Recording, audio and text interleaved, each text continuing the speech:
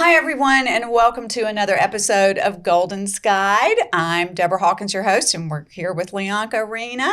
And I'm so excited about our guest today. I can't wait for you to meet him. I've known him for years. I've worked with him. We've done a lot of events together, a lot of charity work. And let me tell you a little bit about him. His name is Jose Giocamea. And he is the Director of Community Relations for Aid Upstate, which is a nonprofit organization, and their mission here is preventing and treating HIV through direct services, advocacy, education, and awareness. Jose is responsible for leading the annual fundraising, the development, the PR, the efforts, the integrating of everything in Aid Upstate. And he's also, before Aid Upstate, he was in the transportation industry for 22 years. And then he served in the Navy for 7 years as well. He has a passion for studying, I love this, but I can never say it, flamenco music and performing the flamenco dance. So I have seen it before, like on videos and stuff, but it's very cool. I'm so impressed. I'm even trying to get him just to take me salsa dancing, whatever, Anyway, he started that journey when he was stationed in Spain when he was in the military. So he's just an all-around great guy. I love him to pieces. I've missed seeing him. And with that, let me introduce Jose. Welcome, Jose. Thank you. I'm so glad to have you here. I have missed you so much. We've not been able to see each other through the pandemic, and we used to go to all these events, and I used to tour you around on the media tour, and I really miss seeing you. I miss seeing you too, Deborah. Like those some early mornings. Well, yes, and Leonka, you'll find this interesting. I can remember one of the big events, one of the charities for Aid Upstate, which is the Red Party every year. Yes. We started at 7 o'clock that morning at NBC and went till early morning hours with the party that night, because we actually had the Red Party that night. Yes. But that whole week, Jose and I had been, all over the city, doing, media information to get the word out for the show. But anyway, welcome. We're so glad you're here today. Thank you. I'm glad to be here. So what is, well, first of all, I forget, the audience doesn't really know, but tell us a little bit about, Aid Upstate and your role and what you do there. Sure. I'd be glad to. So Aid Upstate, you said our mission, but what we actually do is we provide testing, we provide access for folks to get tested. And also if someone is living with a diagnosis of HIV, we do provide support services for those who can't afford. It's, and I say support services, I mean like medication payment assistant, insurance enrollment, insurance premium payments, housing and utility assistance. Those kinds of that's so amazing. Services. And then we also have which we started about, I believe, 3 years ago, an HIV medical clinic where we do HIV treatment. Mm-hmm. That's awesome. That's awesome. Wow. And I know, I guess the question is, do you know, how, at this point, is it slowing down? Or do you know those percentages anymore? Because I know the medications are great now. The medications are yes, they're great. From 40 years ago with no medication to the AZT cocktail to where we with the amount of medications on the market for people living with HIV, it's an incredible jump. But 40 years ago when HIV was the first cases were reported in the U.S., there's still no cure, but the medications have improved, and which kind of causes, I won't say cause, but one of the causes now one of the issues that we're looking at now is these folks are living longer, and there was no preparation there was no thinking that these folks would live 25 years, 30 years with Wow. HIV. So now, there's all sorts of studies and case studies being done on, aging with HIV. What does that look like? Mm-hmm. Because there's other, and I say comorbidities, which means other, issues like diabetes or heart disease Right. or Alzheimer's that now someone living with HIV has to deal with. Which probably, just with all the different medications, it's a different type of treatment, medical treatment, everything. Yes. And then, now there's they're calling them injectables. So there's a HIV treatment that's it's called an injectable. So you get it once a month. I've seen that. And that's pretty new, right? It is pretty new. Yes. We don't have it quite yet at our facility. Mm-hmm. So my understanding, it is forthcoming. And that's for folks who are diagnosed and living with HIV. And then there's trials being done on what's called injectable PrEP, which is PrEP is currently right now a pill that's taken daily to help prevent HIV. Mm-hmm. And now they have an injectable in a clinical trial for folks. Awesome. What were you going to say, Lee? I was going to say, speaking of preventing HIV, and forgive me for, for those who may not be, I know you guys have a lot of tenure in talking about this subject, but for people outside looking in who may not be as familiar, yes, we know that you can't get, so I just wanted to back it up for folks. We can't get HIV from hugging, but there may be some folks that may not know how is HIV and AIDS spread and how it's not. Could you talk a little bit about that and how you guys got to now to where you are? Sure. Yes, I'll be glad to. So the way someone gets HIV is through what's called blood-on-blood contact. So it's either through sexual encounter or through needle use, individual needle use. Mm-hmm. It's like drug users with sharing needles. It can be contracted that way, and then also unprotected sex. Right. Yeah. I think that's a great question, Lee, because I think, because I was not educated years ago, and I remember, thinking, oh, can you just get it from standing? But there's still, that myth out there about it. And I don't think, and I'm so glad that we have people like you in our community really educating. And I know you're out there all the time, answering questions and talking to people and on the press and, so because there's still, what do you think is the biggest myth now? That if someone's diagnosed with HIV, they don't have long to live, which was surprising, and it's mainly in the younger generation, this next Mm-hmm. generation that's maturing. Right. So, yeah. Right. Yeah.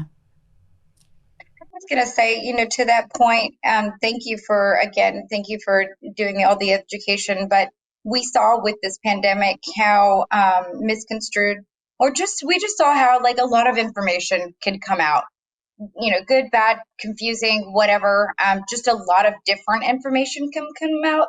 What are some of the ways in which that you guys are helping to educate more folks? Outside looking in again, and what could I even do as someone who may not be as active to help support, the cause and your efforts for educating and for getting more folks treated and cared for, and because I know a lot of people probably don't know that there are resources.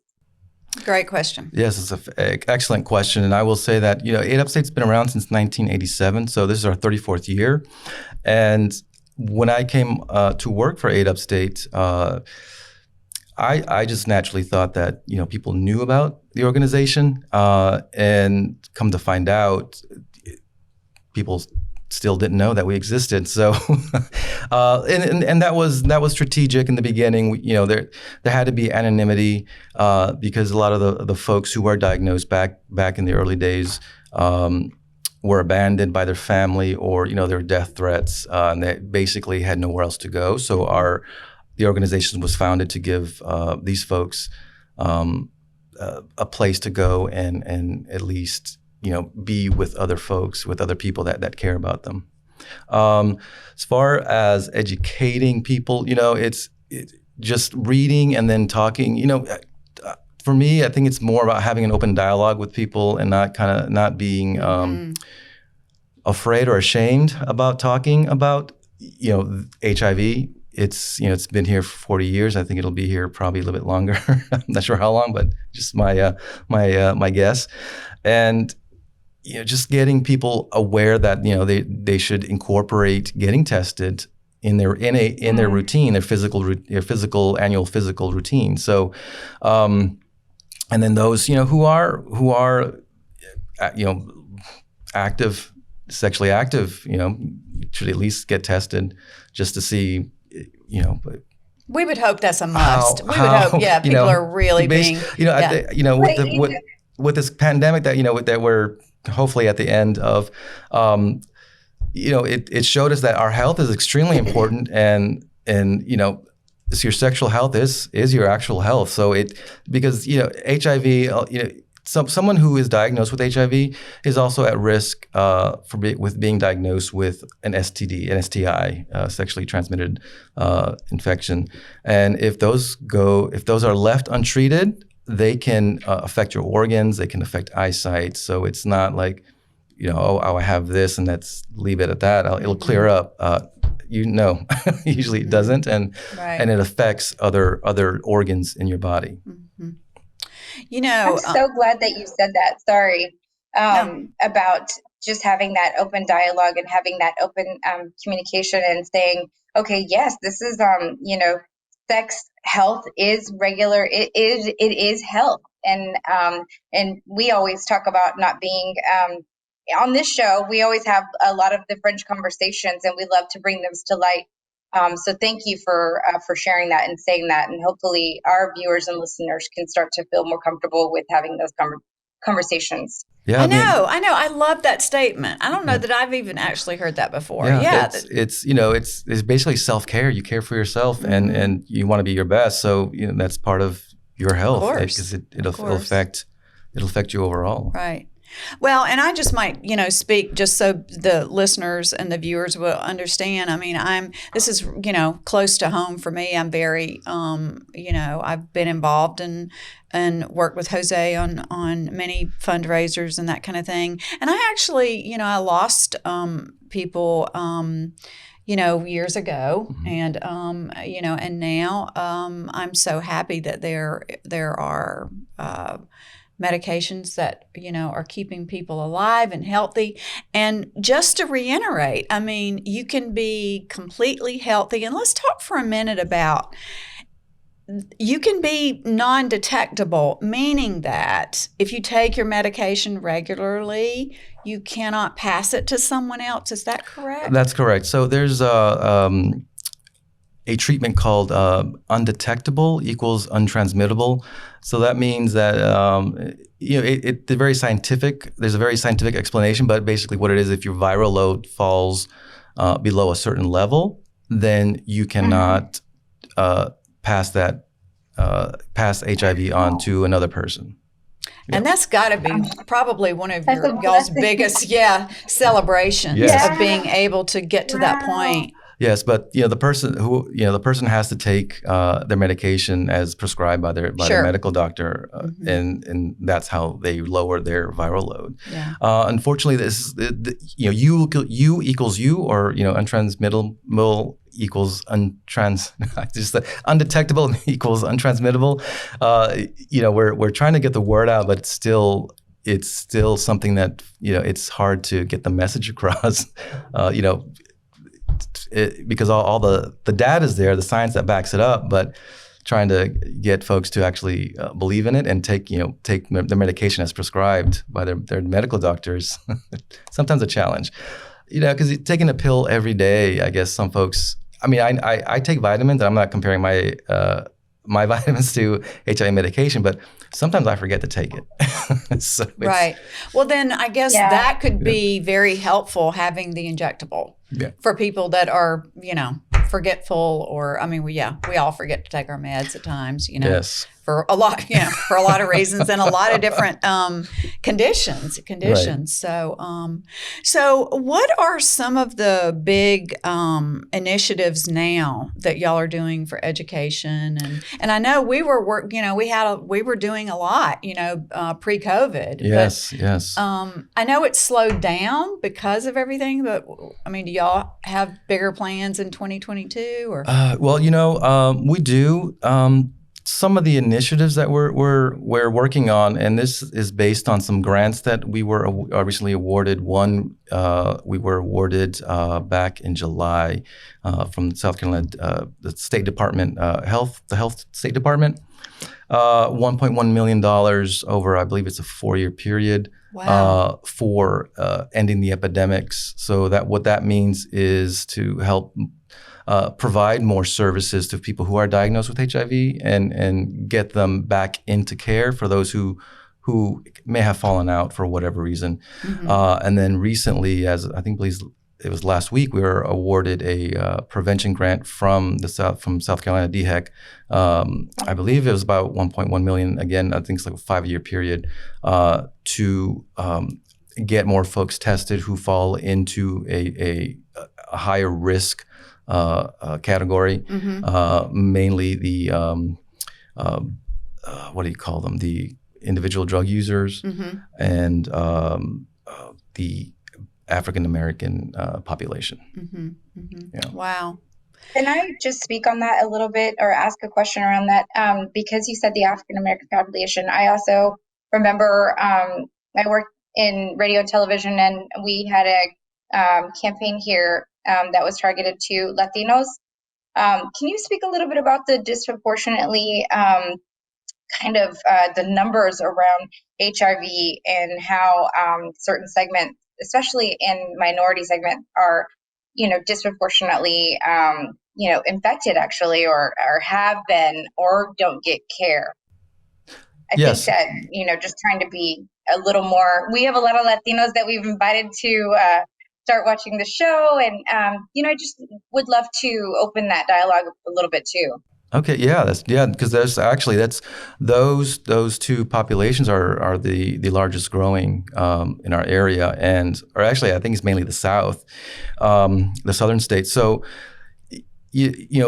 for the African American and also for the Latino or Latinx community, me growing up in Phoenix, I would see people that I knew not go to the doctor at all for any kind of checkup because they said, their thoughts were that the doctors were either going to take a limb and then charge them for it, or they just, give them more medication and then send them a big bill. So Right. And there was never any dialogue from what I remember about a positive experience from a doctor saying that, oh, they helped me out or I feel much better. It was always this mistrust of going to see a doctor or a medical professional for anything. And luckily, my mother took me to, she was a believer in going to the doctor. And then once I joined the military, I had no choice. So there wasn't a choice. But everything that I learned in the military was basically take care of yourself and get tested, because it's the only body you have. And now, being in the military, we didn't pay for our medical health care. It was all included in our service, and I can see that worrying about paying for medical bills is a huge concern, and I would and I think they're right. Going to the doctor thinking you're going to get better, you're fine, but then you get this huge bill and you get stressed.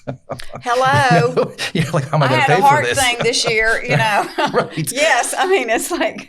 And going to the doctors, and I thought to myself, if I didn't have a job and with health insurance, how would I pay for all of this? Absolutely. I mean, you all of a sudden start choosing between having a home, eating, and then the last thing is on the list is your health. Right. And it's like. Right. And I'm glad you're bringing that up, just for everyone to think about, possibly thinking about feeding your family or taking care of a child versus not being able to get medication, which is so important for people to know that, they can come to your organization and be screened and tested and That's correct. Yes. supported. And so there is help out there. So Leonka mentioned it at the beginning, but so is Aid Upstate just, in our area, or is it everywhere? Yeah. So there are organizations like Aid Upstate throughout the state of South Carolina. So for Aid Upstate, we have 4 counties that we service, and that's Greenville, Anderson, Oconee, and Pickens County. Basically, Greenville County all the way to the Georgia state line. And then there's another organization that's in Spartanburg, and they're from Spartanburg, and I believe Cherokee County. Mm-hmm.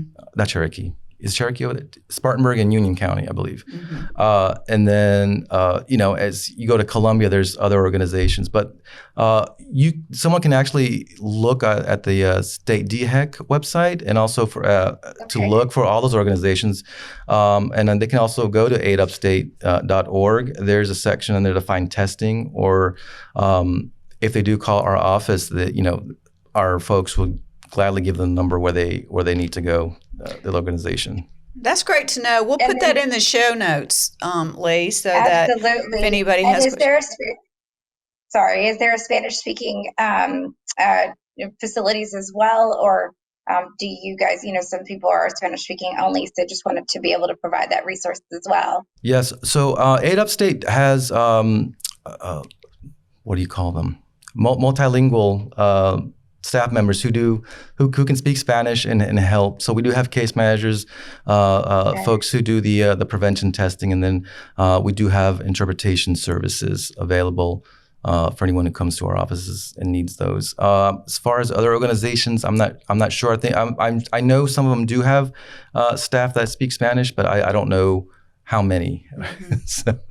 So when, I know we're so lucky to have your organization right here in our area, but say, Leonka's in Austin. So, obviously every state has something, but I guess, does it just vary from state to state as far as what service? So, it does, but, every state has an organization, that provides services for people living with HIV, and also has services and resources to provide testing, and that's part of the nationwide Ending the Epidemics plan that's been put out by the administration, and then each state has their own Ending the Epidemics plan. So it's in line with the national Ending the Epidemics plan. Right. Yeah. Right. So because right now we sit, most of the organizations, my understanding, have a seat at the table with the state, with our state. What do they call it? HIV Planning Council, and I was just lucky enough to be able to get one of those seats, I think. Well, you're everywhere, Jose. We're so lucky to have you because you're representing us well. He is. He's out there, What's interesting is that, when I came to work for Aid Upstate, actually Friday will be my 3rd year anniversary with Aid Upstate. And congrats. Thank you. Do you know what? I think we met right after you started there. Yes, because I was hired, and like 2 weeks later, a week and a half, there was an event that I had I had to help in. But when I came to work for Aid Upstate, I thought I knew about HIV. But when I started working for Aid Upstate, I quickly realized that my knowledge was limited. So I've been having to study and read and keep up with the reports that the CDC puts out, and also the state health department. So it's been an experience, a very good experience, but also very eye-opening as far as my knowledge of HIV. Like I said, I thought I knew a lot about HIV, but comes out I knew a very small part of it. Well, I think it's still, it's just still one of those things that you're right. We're sitting here at the table talking about it, but it doesn't happen that often. Right. It's, I wish there were more avenues, to educate and Yes. you know, Yes. I know you're looking all the time, you know, for those avenues. Oh yes, and there's some organizations within the state that now offer, and this is all through all states. My understanding is that they're offering at-home testing kits for HIV at no charge. So, if someone is in need of testing and they're afraid to go in, this is another avenue that's available to them, and it's these at-home tests have been out for, I don't know, at least 10 years. And so now I didn't even know that. Yes. So they've been out for at least 10 years. Because I would imagine that keeps people, I mean, like, even if they, suspect it, that's probably a scary thing to even go to, Yes. Yeah. or there's probably a lot of people that plan to and just don't. And then, right. And the way I think about that is, I think it is just with any medical test you have to go through. You go get a test and all of a sudden you're like, you're waiting, Mm-hmm. like, what's the result? So, any kind of result that you're waiting on, I think is stressful and scary. But these at-home tests, if they're available at any pharmacy store, any store, I believe, at the pharmacy, and they cost about $40 if someone just walks in and decides to get one. But if they go to the CDC or the Aid Upstate, we don't offer it yet, but if you go and look about HIV testing, there's a button there that will locate various places to go get tested and then also they'll show who offers the at-home testing at no charge. So, Yeah, that's awesome. I wasn't aware of that either. It's a new initiative. And I think I cut you off. I'm sorry. I think I cut you guys off when Deborah said that she was going to put this into the show notes. So for anyone that needs, the resource that you guys keep referring to, we'll definitely put that in the information so you can have the website. Absolutely. Yep. Because, education at this point, like you said, I mean, we've learned a lot about being healthy, since the pandemic. And, this is just, someone asked me a couple of years ago, and this is before the pandemic hit, what is the one thing I would want to have in my own? Do I want to be rich? Do I, you want to travel the world? I was like, I just want to keep my health. Yeah. Because Amen to that. My family has not had good luck with health. So I'm like, I just want to keep my health, be healthy. As long as I can walk, run, and not be in pain, I can do anything. Yeah.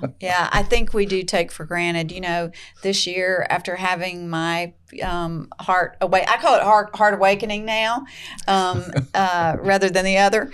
I mean, you really start to understand that, it's fragile. I mean, our health is fragile and something can happen, in a minute. And, taking care of ourselves right now. I mean, we talk about probably more emotional health on the show than we do anything else. But yeah, I'm just, I'm just really glad that, the resources are there and, Yeah, I mean, speaking of emotional health, someone who is diagnosed with HIV, it becomes it's an emotional, it's a very emotional. So we offer, organizations like Aid Upstate, they offer mental health services. So for Aid Upstate, we do have counselors on staff, and we have the ability to refer them out to get the emotional support they need. Along with addiction services, addiction counseling services. Mm-hmm. So so you're basically treating the whole individual. Which is really awesome. Yes, I mean we even have, for those who are facing food insecurity, we have a food pantry for those folks, and then we offer transportation to all their appointments. Oh wow! That's so awesome. So we're trying to make sure that they can access everything and not miss an appointment because they don't have either gas or they don't have transportation. Mm-hmm. So we'll offer them actually send a driver out to pick them up, whether it's a taxi cab or our own drivers or gas cards or bus tickets. Yeah. Yeah, I mean, y'all are doing so much to support, and I'm really glad that we're talking about this today because it's so important for people to support the organizations. I mean, I know that you're getting grants and all that, but there is a lot of there's so much to take care of people when you start talking about mental and assisting with because we want to make sure they're healthy so it doesn't spread, right? I mean, Correct. Well, yes. And we want them, and we want them to have a life. We want them to be happy and healthy and be productive, instead of worrying about how am I going to go on. Well, I really like the fact that you're talking about the emotional health, because I could imagine that would be very difficult, and having that emotional help is probably going to keep you doing all the other things that need to be done to stay healthy. Yes. That support. Yeah. Most definitely. Yeah. So, well, tell us. So I know that you have a lot of different events and initiatives and fundraising. I know the biggest one is the Red Party, which I'm very familiar with that one. Yes. It's very fun. Nice. Can't wait. But you would love you may have to come out for the Red Party if we're able to celebrate this year. It was so funny because when I was looking back through some of the pictures, the last one we had, Leonka, it was a Kentucky the Kentucky Derby. Yeah, theme. And so, of course, we were all decked out, but everyone wore a beautiful hat. And I discovered at that time fascinators. Do you know what a fascinator is? Yes. I had no clue. So anyway, so it's lovely that we can promote and celebrate and create ways to raise money. But what are some other ways? I know you've got the store. Everybody needs to know about the store. Yeah. So we about 15 years ago. I'm sorry. Yes, 15 years ago, we opened up a resale store, which is called Red Ribbon Resale. And everything in the store is donated, and then we turn around and resell it to the public. And the proceeds go to support our programs at Aid Upstate. And one of the ways that's done is if a client needs any kind of clothing or household good items, they're able to shop in the store at no charge to them. So it's I've donated there quite a bit, and it just feels really good because that either somebody that really needs it is getting it, or it's going, the money from the sale is going straight to the organization. So that's just another thing to think about. That store, if you're donating, rather than just a Miracle Hill drop off or whatever. Yes. You happen to be my favorite charity, so everybody knows that. So what are some other things that we can help with? We're having a World AIDS Day luncheon December 1st, which is World AIDS Day. World AIDS Day was, I believe, founded or started on December 1st, 1988. Wow! As a way to honor those who were lost.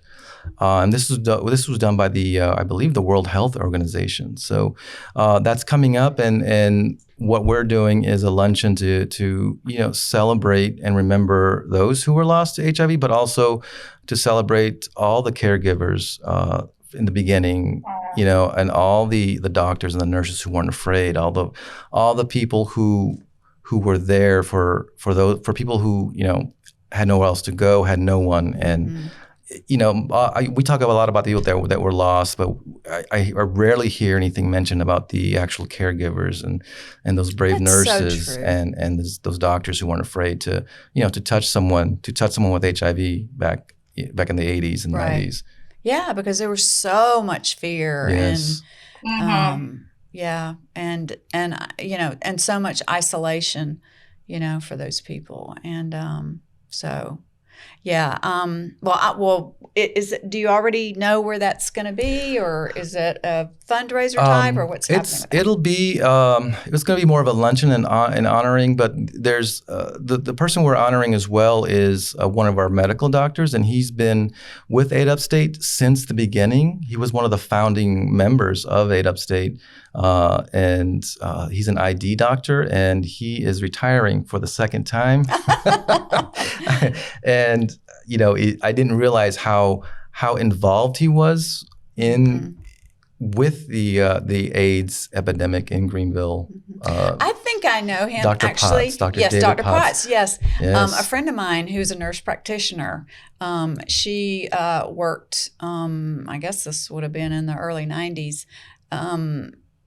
In the infectious disease clinic, and I remember her, and she worked for him. Oh, nice. So yes. I talk to her all the time. She lives out in Taos now. Oh, But okay. So yes. he and his wife Donna Potts is also retiring. She's also works for us part-time. So they're both retiring again.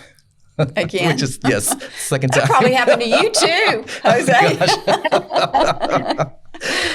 So we're honoring them for all their work they've done with Aid Upstate, and before Aid Upstate, because they were, I think, involved from the beginning of the pandemic. Yeah, that's true. Yeah. I mean, talk about courageous. I mean, those doctors and support givers. Back then. I mean, they definitely need to be honored. Yeah, and then later on that day, the same day, we're having a service at Trinity Lutheran Church.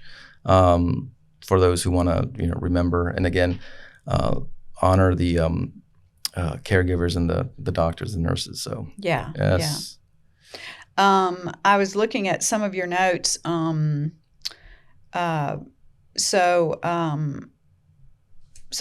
dining with friends. I mean, is that going to be still part of the Red Party? I mean, I know you don't have specifics on the Red Party, but it's a huge charity. Yes. Usually a gala, right? It is. It's a fundraising gala. And normally in the past, dining with friends was incorporated with the Red Party. So folks, we'd have hosts who would have people over for dinner, for cocktail hour. And then for those folks who donated and attended the person's dining with friends, they would get a ticket to or an entry into the Red Party. This year or next year, we are going to revive it, but I'm going to do a special one, dining with friends, but I will be performing flamenco, so it's just. Well, then I better get a ticket. I mean, since I'm always asking, I better be at the top of that list. Yeah, so I'm working on my musicians and the singer and some other dancers. So. Well, we'll have that money flowing for sure. No worries. So worries. It was something I wanted to do a couple of years ago, and like I said, timing didn't work out, and then all of a sudden, pandemic hit, and so this year it just. I couldn't get anybody into the States, so yeah, that's so fun. I'm so glad you're going to do that. Oh, this will be fun because you love to do it anyway. Yeah, I do, but it's been, it has been. Gosh, I don't know, 5 years since I actually performed. Well, you better get to training. You might want to go oops, I'm getting so excited. I'm getting so excied here. I'm thinking I might get him to go to salsa dancing with me or something. Just, you got to get back in training. Well, Lee, did you have any other questions? We're at time. So.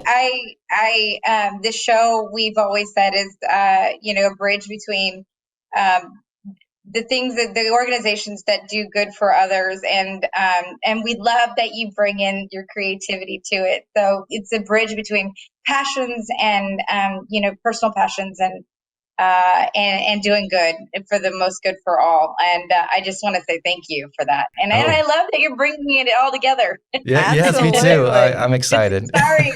We may have to get you out here for that, Lee. We'll have to fly you in. 100% will be there. Yes, absolutely. That would be Sounds awesome. like a very fun time. Oh, well, is there anything else that you feel like, you want to share with the listeners? Anything we've missed? Or I know it's, you can't really go over everything in a 30-minute conversation, but, just some. Oh, gosh. Just I just want people to, be healthy. I think being healthy is it's confidence, it's beauty, it's happiness. So I think as long as you take care of your health, and it meaning it doesn't have to be getting tested for HIV, but just take care of your health overall. Yourselves, Take a day off, get a massage, facial, haircut, something something that makes you feel good, and also take care of your insides. Yes, for sure. You see why I love this guy, Lee? Absolutely. Listen. Thank you so much for being here. Thank you for having me. I love this. I know how hard you work, and I know all the people in the organization, and and the teams, and the everything y'all do. I mean, no one could possibly understand everything that y'all are doing, and but you're saving lives, and you're not just saving lives. You're helping people have really wonderful lives that they might not have otherwise.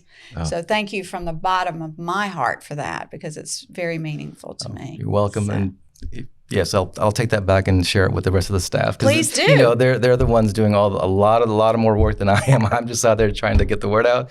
They're the ones actually dealing with these folks, trying to get people tested, trying to get them back into care, or get them treated. It's just they do amazing work.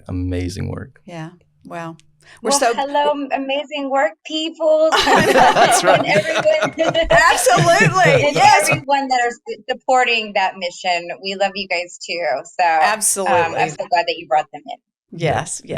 What a great thing to do. Well, thank you so much. I can't wait to see you again soon, and hopefully have dinner again, or dancing. Dancing sounds good. Yes. So we always take your dancing. Yeah. Can you tell I'm itching to go? I mean, whatever. I think I ask him though every time I see him. Yes. So, well, thank you so much for being here. Thank you for having me. Educating us, and everyone. I guess.